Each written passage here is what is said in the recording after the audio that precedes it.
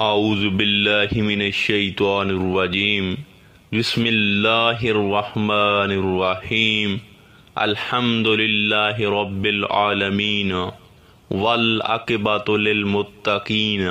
والصلاة والسلام علی رسولہ محمد وآلہ واصحابہ واہل بیتہ اجمعین۔ ہمارا آج کا موضوع سورۃ فاتحہ پر ہے، سو ہم آج کی اس ویڈیو میں سورۃ فاتحہ میں چھپے راز اور اسرار و رموز آپ سب کی خدمت میں پیش کریں گے، اور آپ کو بتائیں گے کہ سورۃ فاتحہ کیسے ایک شخص پر مخفی علوم کھولتی ہے اور کیسے ایک شخص کو محرومیوں سے نکال کر فتح اور کامیابی سے ہمکنار کرتی ہے۔ اب بلا تاخیر ہم اپنے موضوع کا آغاز کرتے ہیں۔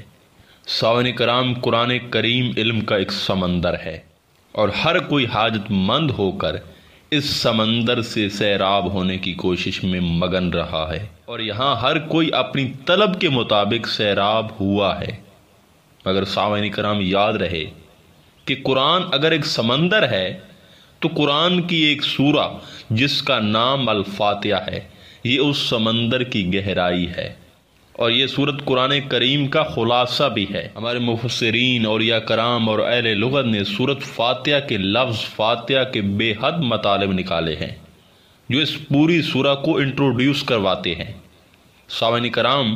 فاتحہ کا ایک معنی ازالہ رنج ہے اور اتفاع علم ہے، یعنی یہ سورت فاتحہ وہ ہے جو انسان کی زندگی میں بندش اور رکاوٹ کو دور کر کے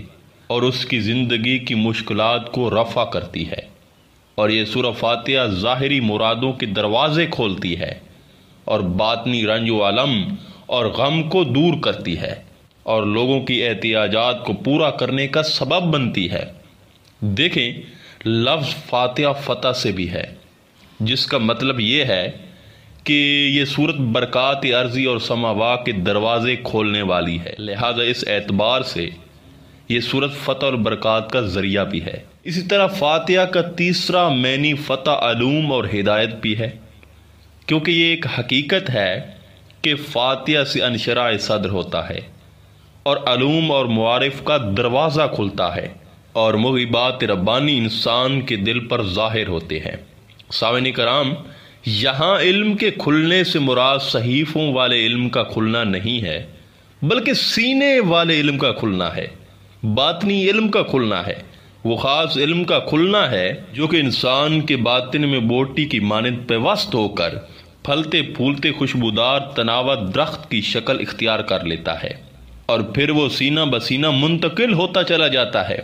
اس علم کے متعلق اشارہ فرماتے ہوئے حضور سلطان العارفین حضرت سخی سلطان باہو فرماتے ہیں، الف علا چمبیدی بوٹی میرے من وچ مرشد لائی ہو۔ سامعین کرام، حضرت سخی سلطان باہو یہاں الف علا چمبیدی بوٹی میں موجود اس علم کو بیان کر رہے ہیں جس کی کنیہ اللہ رب العزت کے پاس ہے، یعنی سینے والا علم، جس کی بدولت باطن کو شعور نصیب ہوتا ہے۔ وہ ذات جس کے لیے چاہے غیب کو فتح فرما دے اور جس کے لیے چاہے علم و ہدایت کے مخفی خزانوں کا دروازہ کھول دے اور علم و معرفت کی راہ میں آنے والی تمام رکاوٹیں دور کر کے غنی علوم عطا کر کے کامیاب کر دے، کیونکہ وہ ذات غیب کی مالک ہے اور جس پر چاہتی ہے اس پر علوم غیبی کو عیاں کر دیتی ہے۔ وہ علوم جو اوروں سے مخفی ہوتے ہیں، رب کی کرم نوازی سے یہ علوم غیب بندہ مرتضیٰ کو عطا کر دیے جاتے ہیں، لہذا اس اعتبار سے فاتحہ فتح موہبات کا نام ہے۔ لہذا حقیقی کامیابی کے لیے انتہائی عاجزی اور کمال خشوع کے ساتھ ساتھ قرآنی علوم و ہدایت کا دروازہ اگر کسی سورت سے کھلتا ہے تو وہ سورت فاتحہ ہے۔ سامعین کرام، اسی طرح فاتحہ کا ایک معنی غلبہ و تسلط بھی ہے۔ یہ سورت اور اس کی آیات کسی کے غلبہ و تسلط کو ختم کرنے کا باعث بنتی ہیں۔ دیکھیں، فتح اور استفتاح کے الفاظ کامیابی اور کامرانی کے معنی کو بیان کرتے ہیں، چنانچہ فتح و کامرانی کی راہیں کھولنے والی سورت کو فاتحہ کہتے ہیں۔ یہ سورت ایسی راہیں کھولتی اور کشادہ کرتی ہے کہ انسان سیدھا منزل پر پہنچ جاتا ہے۔ سامعین کرام، اسی طرح سورت فاتحہ کو سورت الکنز بھی کہا جاتا ہے۔ کنز کے لغوی معنی خزانے کے ہیں، اور حقیقت میں یہ سورت علوم اور ہدایات اور اسرار و رموز کا خزانہ خود میں سموئے ہوئے ہے۔ جامع الترمذی میں مذکور ہے، خدا کی قسم جس کے قبضہ قدرت میں میری جان ہے، اللہ تعالیٰ نے اس سورت کی مثل تورات، انجیل، زبور اور خود قرآن کریم میں بھی نازل نہیں فرمائی۔ ایک دفعہ حضرت جبرائیل علیہ السلام آپ صلی اللہ علیہ وآلہ وسلم کی خدمت میں تشریف فرما تھے کہ دھماکے کی ایک زوردار آواز آئی۔ جبرائیل علیہ السلام نے اوپر دیکھا اور عرض کیا کہ آج آسمان کا وہ دروازہ کھلا ہے جو پہلے کبھی نہیں کھلا تھا۔ پھر ایک فرشتہ بارگاہ رسالت مآب صلی اللہ علیہ وآلہ وسلم میں حاضر ہوا اور عرض کی، یا رسول اللہ خوش ہو جائیے، آپ صلی اللہ علیہ وآلہ وسلم کو 2 نور ایسے عطا کیے گئے ہیں کہ آپ سے پہلے کسی نبی کو نہیں ملے تھے، ایک سورت فاتحہ اور دوسرا سورت البقرہ کی آخری 10 آیات۔ ان میں سے جو حرف آپ پڑھیں گے آپ وسلم کو نور میسر آئے گا۔ دیکھیں، یوں تو کلام الہی تمام تر نور ہی نور ہے، لیکن اس نور کا پیکر کمال کا درجہ سورت فاتحہ کو حاصل ہے۔ سامعین کرام، اس سورت فاتحہ میں ایک اور بہت بڑا گہرا راز اور نفس انسانی کا علاج چھپا ہوا ہے۔ دیکھیں، سب سے پہلے تو یاد رکھیں کہ انسان 3 چیزوں کی وجہ سے حق سے اور رب سے دور ہوا ہے: ہوا و ہوس، غضب اور شہوت۔ سامعین کرام، ہوا و ہوس کی زیادتی سے نفس انسانی شیطانیت کی صفت اپناتا ہے، غضب کی زیادتی سے نفس انسانی سمیت و حیوان کی صفت اپناتا ہے، اور شہوت کی زیادتی سے نفس انسانی درندہ کی صفت اپناتا ہے۔ نفسانی ہوا و ہوس کا تقاضا یہ ہے کہ انسان ہر نعمت کی طلب اور خواہش اپنے لیے کرتا ہے اور دوسروں کو کسی نعمت سے بہرہور دیکھ کر حسد کی آگ میں جلنے لگتا ہے۔ گویا وہ اپنی ذات کے لیے ہر کمال کا طلبگار ہوتا ہے اور دوسروں کے کمالات کو برداشت نہیں کر سکتا۔ لہذا نفسانی ہوا و ہوس انسان کے اندر حسد اور بخل دونوں رذائل کو جنم دیتی ہے، لیکن اس کا علاج سورت فاتحہ کی پہلی آیت کے ذریعے کیا گیا ہے، جس میں ارشاد ہوتا ہے، الحمدللہ رب العالمین۔ سامعین کرام، جب بندہ کثرت سے اس آیت کو پڑھتے ہوئے اپنے ورد میں لاتا ہے تو پھر وہ حسد اور بخل سے بے نیاز ہو جاتا ہے، بلکہ اس آیت سے خدا کے فیض عام کی نسبت دل میں وہ نور پیدا ہوگا کہ پھر انسان کسی کی نعمت دیکھ کر اپنے رب سے شدید محبت کرنے لگ جائے گا اور یہ کہے گا کہ تمام تعریفیں میرے رب کے لیے ہیں جس نے اپنی مخلوق کو نعمتوں سے مشرف کیا ہے۔ سامعین کرام، یہ بات حقیقت ہے کہ جب انسان اس آیت کو کثرت سے پڑھتے ہوئے اس کے مشاہدے میں آ جاتا ہے تو اس کی سوچ کا انداز ہمیشہ کے لیے یہ ہو جاتا ہے کہ جو سورت فاتحہ کی پہلی آیت میں بیان کیا جا رہا ہے اسے اس کے علاوہ اور کچھ نظر ہی نہیں آتا۔ پھر کبھی بھی انسان حسد اور بخل جیسے رذائل دماغ میں فروغ نہیں پا سکتا۔ چنانچہ یہ آیت کریمہ اصلاح نفس کے لیے طریقت کی پہلی تعلیمی بنیاد ہے۔ سامعین کرام، آگے نفسانی غضب کا علاج الرحمن الرحیم سے کر دیا گیا ہے،